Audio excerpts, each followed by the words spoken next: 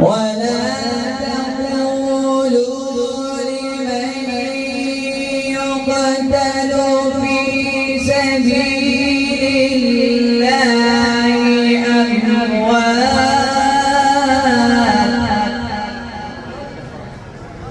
بل أحياء ولكن لا تشعرون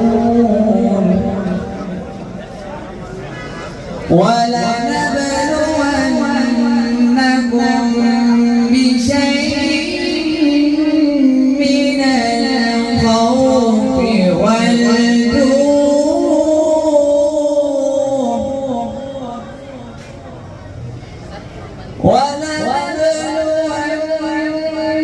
ولنبلونكم بشيء